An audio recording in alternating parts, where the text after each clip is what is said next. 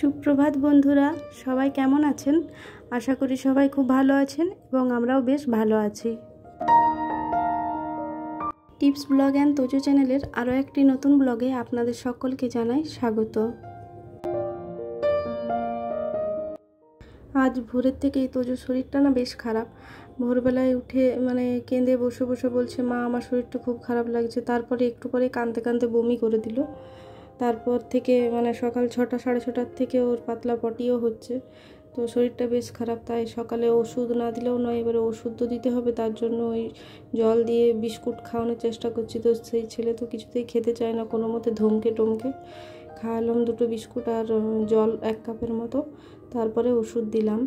তো আজকে রান্না করব ওই বিরির ডাল, আর কি করা যায় দেখা যাক। আর তোজোর জন্য করব ওই গ্যাঁদাল পাতা দিয়ে একটা ঝোল করব আর কাঁচা পোস্ত বাটা, ব্যাস। ওর জন্য আর কিছু করব না, যদিও খেতে চায় না ওগুলো, তাও খাওয়াতে তো হবে। আজ সকাল সকাল এক দাদা মাছ দিয়ে গেল।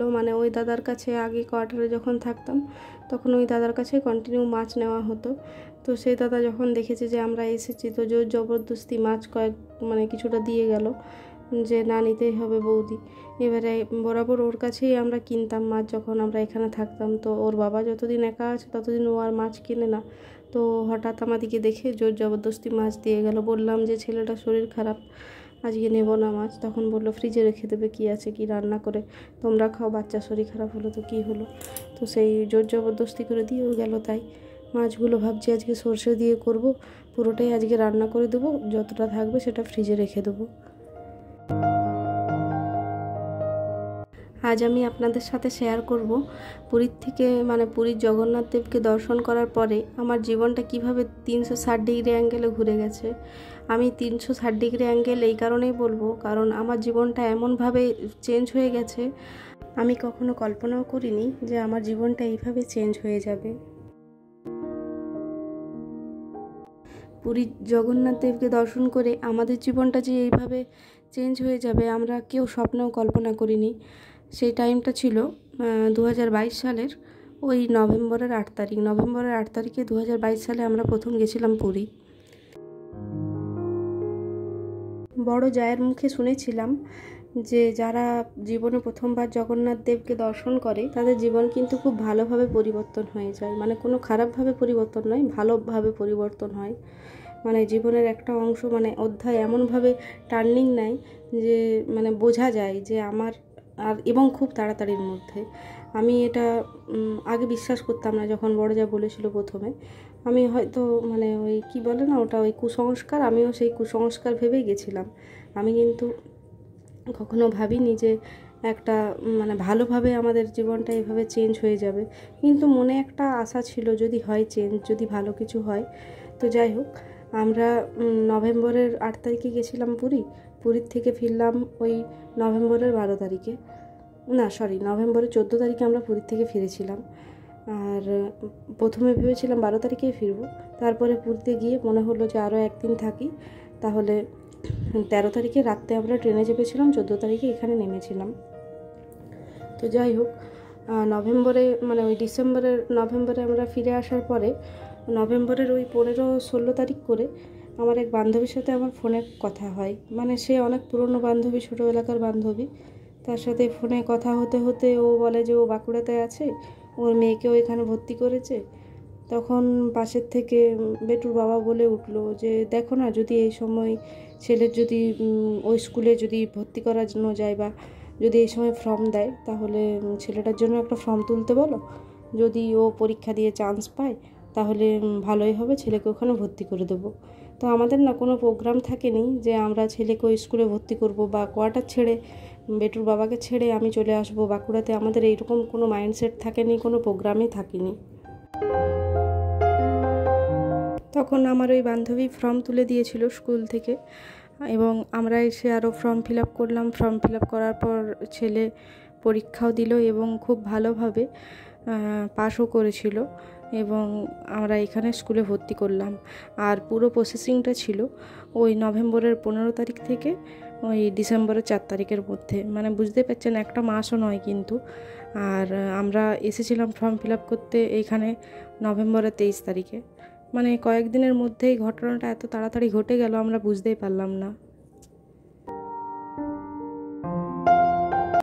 ছেলের ডিসেম্বরের 4 তারিখে স্কুলে এক্সাম টেস্ট হলো, আর 4 তারিখে রেজাল্ট বেরিয়ে গেল। ও খুব ভালোভাবে পাসও করলো, মানে 150 জনের মধ্যে ওর 6 নম্বরের লিস্টে নাম বেরিয়েছিল।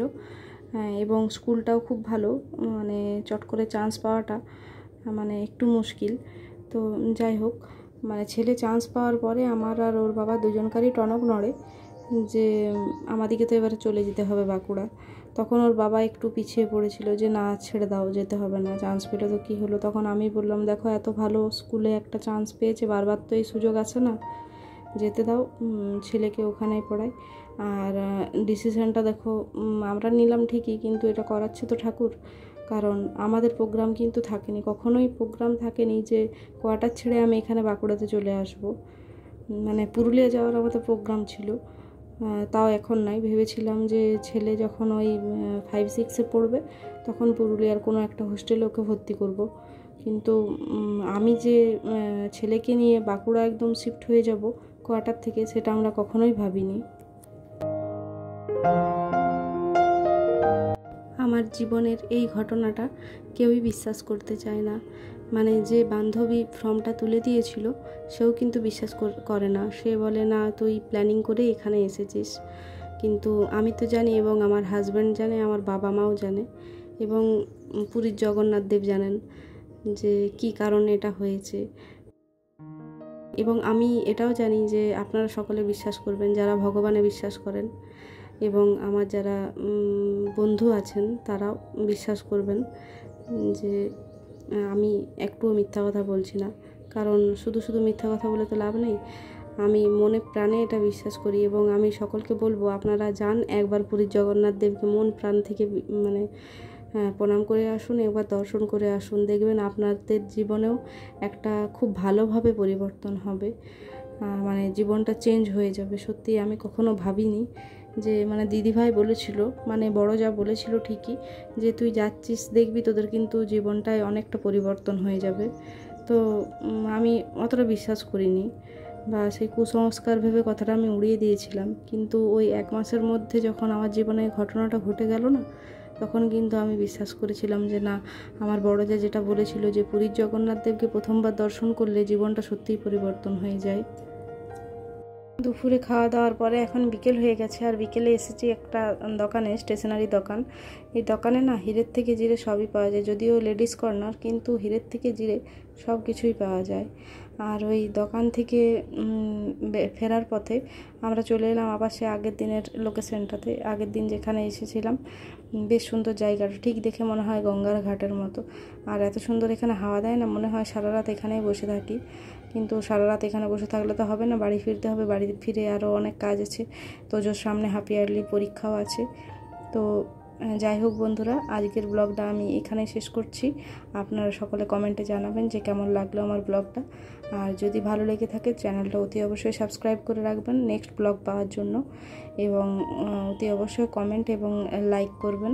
তাহলে আপনারা একটা কমেন্ট করলে আমি না ভিডিও বানানোর জন্য অনেকটা আরও আগ্রহ পাবো। তো যাই হোক, আজকের মতো এখানে শেষ করছি। আর সকলকে বলবো একবার যান পুরীতে গিয়ে জগন্নাথ দেবকে একবার দর্শন করে আসুন। জয় জগন্নাথ।